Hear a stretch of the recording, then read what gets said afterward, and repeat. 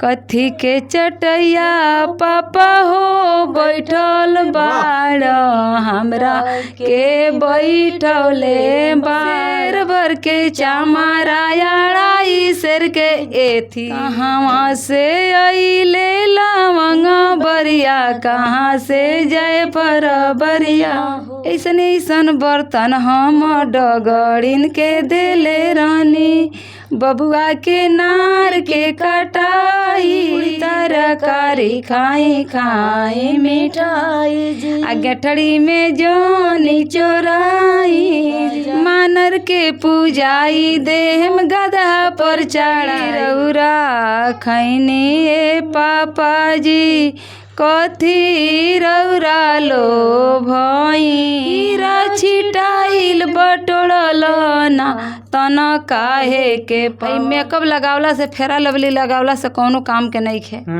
यदि भगवान के सेवा में ना पड़। नमस्कार प्रणाम रुआ देख रहल बानी आपन बिहार न्यूज। आ देख सकतनी हमरा संगे फ्रेम में दूगो महिला बानी जौन कि यहाँ के शिव चर्चा गा के काफ़ी फेमस बानी। सोशल मीडिया पर फेमस नहीं की लेकिन ऑफलाइन यहाँ के शिव चर्चा गावे नी जौन कि हर जगह काफ़ी चर्चा में बानी। ताई हम इहें से बात करें आ जाने के प्रयास करें कि आखिर यहाँ के कितना दिन से शिव चर्चा गावे नी। सबसे पहले रुआ अपन नाम बताई। उर्मिला देवी। राउर का नाम पड़ी? चिंता देवी। चिंता देवी और उर्मिला देवी हमरा संगे बानी। आई बताई शिव चर्चा कितना दिन से रुआ गावे नी? 5 साल से। 5 साल से गावे नी। आई शिव चर्चा माने शुरुआत जब गई नी तो ओकरा बाद रुआ कौन कौन माने सामना करे के पड़ल, दिक्कत के का सामना करे के पड़ल? हमनी के कोई दिक्कत का सामना ना करे के पड़ा। जहिए से गुरु महादेव के हम सेवा में पूजा में लगनी वो दिन से सब काम हमार सफल बा, सब काम विजयी बा। दिन होके रात होके जेले वहाँ के नहा धोआ के पूजा ना करें, भोग न लगाएं। वहाँ के जहिया से वहाँ के सेवा चरण धनी तहिया से कोई के कुछ उठा के दे दे नहीं तो पुर पड़ जाला। माने कुछ उठा के दे दे नहीं तो का ओकर जस हो जाला। हाँ उनका जंस होला। अगहन से एक अड़ी 36 गो लड़का भइल बा। हाँ हमार जड़ी दवाई देवा तो जड़ी देवनी तो चार्जो लेवनी रुपये पैसा ना खुशहाली में लोग देवेला गहना गुड़िया कपड़ा लता मार माने गहना गुड़िया रुपया पैसा जौन भी खुशहाली में मांगे नहीं ना हमरा कोई से देखी हम जैसे महादेव जी के दास बानी वैसे सब कोई के एगो सेवक बानी। यही बताई कि रुआ देह पर महादेव जी चाहे कोनो दुर्गा माई ये सब आवेला कोई? हाँ तो वहाँ लोग खुश बानी तब नु हमरा हाथे जस बा। शिव गुरुदेव के देव है, महादेव है, दयालु कृपालु कीर्तिया के सागर है, उनके हर पल दया बरसता है। ऊपर से गाना है एगो गाते हैं।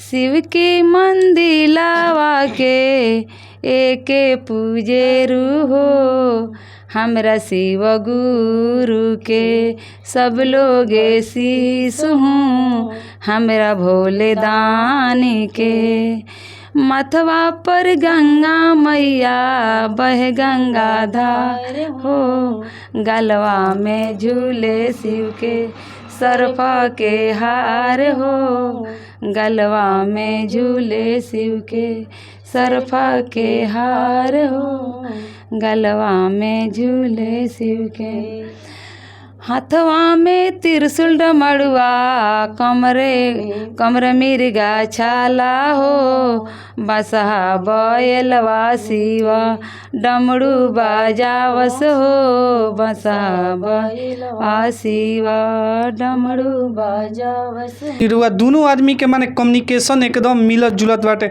एक संगे गाना गा लेता नहीं लगी। तो इका रियाज कैले बानी लगी कि ऐसा ही हो जाला? ऐसा ही हो जाला। सब गुरु महादेव के कृपा है। आई बताई कि हरिंदर भैया आ नीलम दीदी कहनी है तो ये लोग कौन चीज है लोग, थोड़ा इनकर कहानी बताइए। हरिंदर भैया हमनी खानी इंसान है, आमदी है। नीलम दीदी हमनी खानी इंसान है, आमदी है।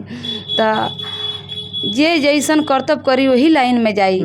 14 बरस आसमान में हरिंदर भैया रहनी, 3 सूत के पालन यहाँ के मिलल। यही 3 सूत के पालन से आज हर घर में पूजा पाठ हो रहा बा। पहले इहे है हर घर के स्त्री 2 दिन पर नहाई, 5 दिन पर नहाई, 8 दिन पर नहाई।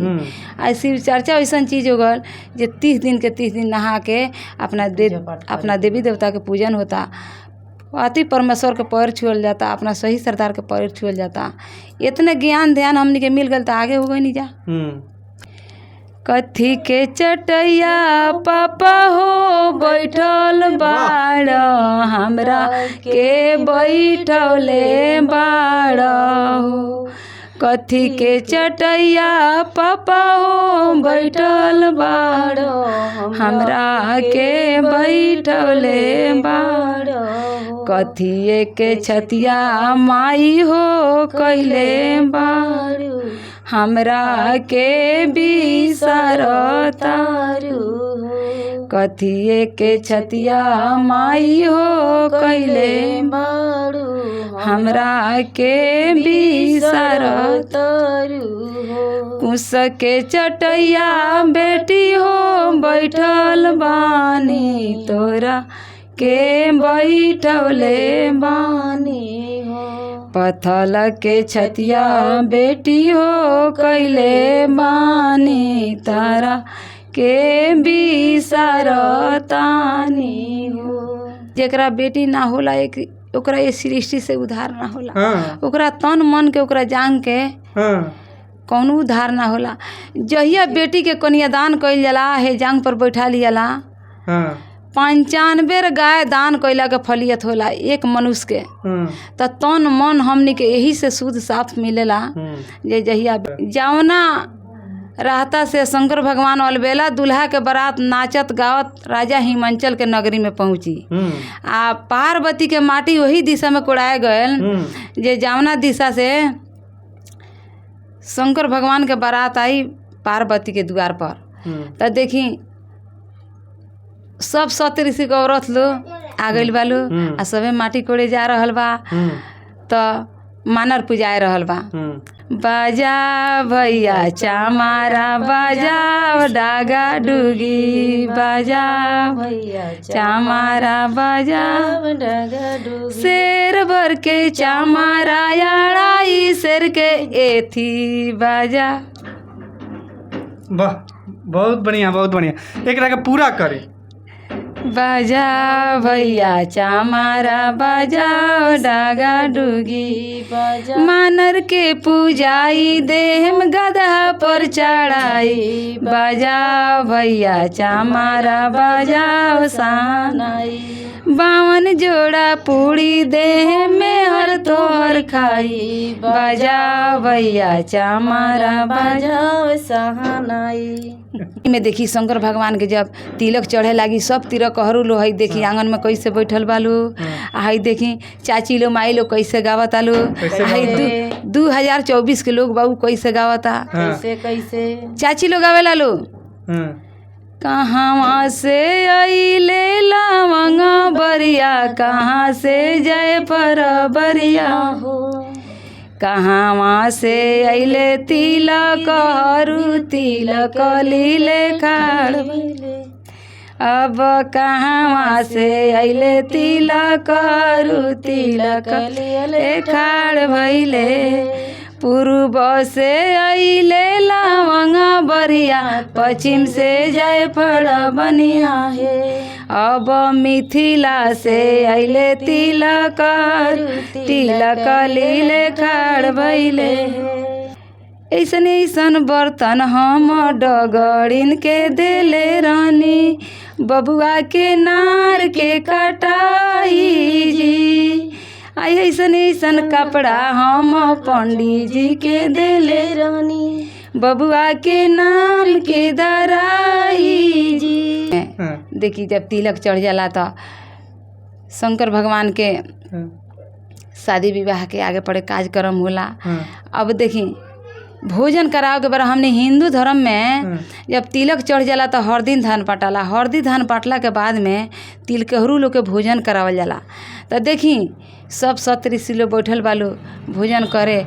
चाची लो माई लो कितना सुंदर ऊपर ठुमका लगावता लो गारी गावता लो। कैसे गावता लो कैसे अरे जेवन बैठेले बाबा हो नारथ बाबा जेवन बैठेले बाबा हो नारथ बाबा 56 भोग सजाई जी 56 भोग सजाई जी। आपुड़ तरकारी खाई खाई मिठाई जी पूरी तरकारी खाई खाई मिठाई जी आ गठड़ी में जानी चोराई जी गठड़ी में जानी चोराई जी। मंडली में कितना महिला लोग बाटे रहुआ? हमने के मंडली में बालो 11 आदमी पूरा महिले लोग बा जी 4 गो लेडीज बानी सन और 7 गो जेंट्स वालो। कथी रौरा खैनी ए पापा जी कथी रौरा लो भइनी कमन करन में पापा जी सजन घेरे दुआरावा पनवा उनकर खैनी हो बेटी फुलवा लैनी संदेशावा तोहरे करनवा हो बेटी सजन घेरे दुआरा।